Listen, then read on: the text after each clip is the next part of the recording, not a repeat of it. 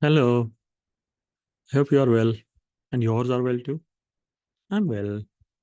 And today's question is how many practice questions to pass CFA level 1? Yeah. So, how many questions you should practice so that you can pass CFA level 1? 1,000, 2,000, 5,000, 10,000. That's a very interesting question because some of the question providers offer you to practice 8,000 questions. Do you need to practice that many questions? Based on my 20 years of experience of doing exactly the same thing, I have some answers. Um, I think the total number of questions that you should practice to pass CFA level 1 is at least 3,000, preferably 4,000, max 5,000. Yeah, there's your answer. Okay, next question is how and to practice these questions and where to get these practice questions. Well, when you register for CFA, okay, what if you have not registered for CFA exam? That's a bit complex. I'll make a separate video for those who are not yet registered for CF exam, but want to start preparing. And I understand it can be very logical. It is so expensive, so much money is involved. Maybe you want to start preparing and you want to find out if you are ready before registering for the exam. So I'll make a separate video for that. Those who have registered, here is how you get the practice questions that you need. Um, Obviously, first step would be that you would study from some material. Let's say you're studying from official curriculum, which I do not recommend. Those who have been watching my video probably can understand this. I recommend studying from Kaplan Schweizer notes. I have no association with them, by the way. No, nothing. Uh, no, no, no one is paying me. I do not have that many subscribers to get paid at all. Secondly, yeah, Pakistan, India. Uh, I do not know even whether ever Kaplan has office here or not. They do not have an office in Pakistan for sure. So they're not interested in this area. So they do not care what I'm saying. Um, why I'm recommending Kaplan Schweizer? Because that's how I passed the exam. And then I saw many students who followed the same approach have passed the exam. Is it the best approach? I do not know. Um, I'm sure someone can do a scientific experiment to have 100 students who study from Kaplan Schweizer, 100 students who study from official curriculum, and maybe 100 students who study from Wiley or whatever is out there. And then you can compare and say which method is the best method to prepare for CF exam. And that would be a scientifically proven way to know how to prepare for CF exam. And you cannot do that. No one is doing that research.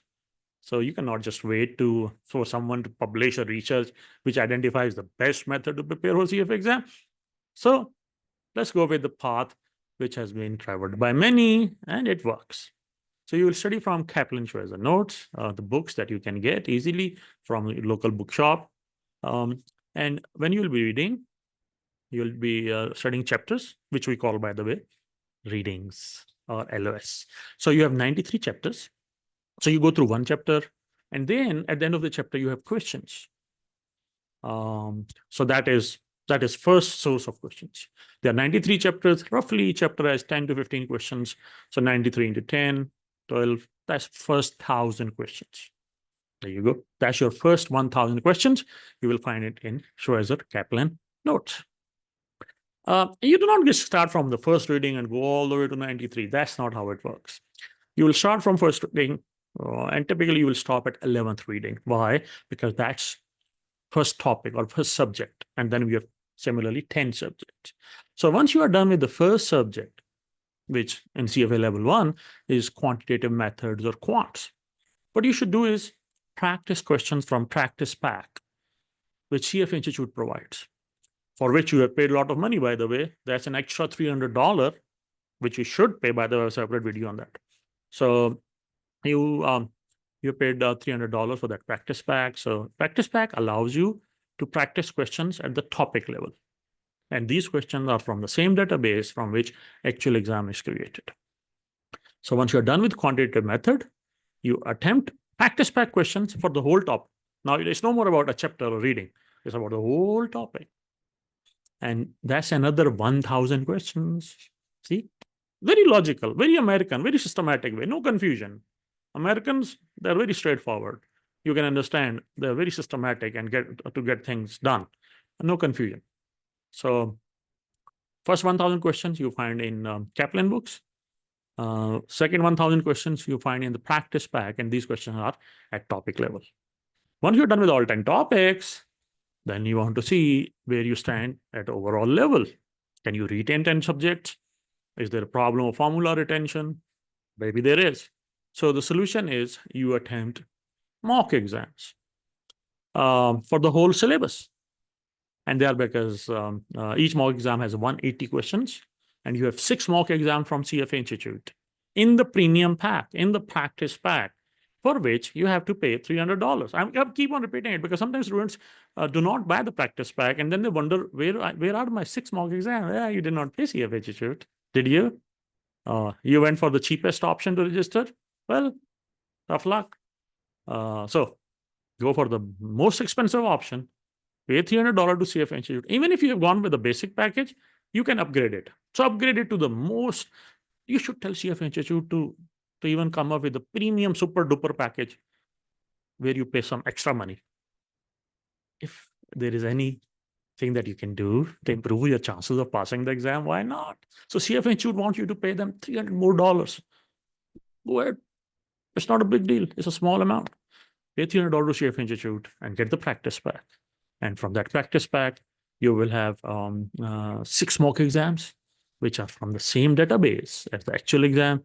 So that's another 1,000 questions.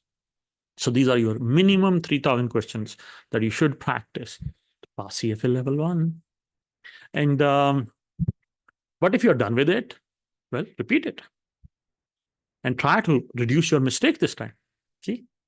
So instead of going for another set of, which is also possible and which are available, it's not an issue to find more questions. But I think rather than increasing the number of questions, try to repeat those questions, those 3,000 questions, multiple times. Try to avoid your mistakes this time. And I think that's the best way to prepare for the exam. Yeah. So to answer the question again, you need to practice at least 3,000. And then I recommend, rather than increasing the number of questions, just repeat those questions multiple times. So here is the answer to your question. I'm drinking my 3rd cup of coffee today. Yeah. So what? It feels good. It feels like a classroom. It feels like I'm talking to students. Feels good.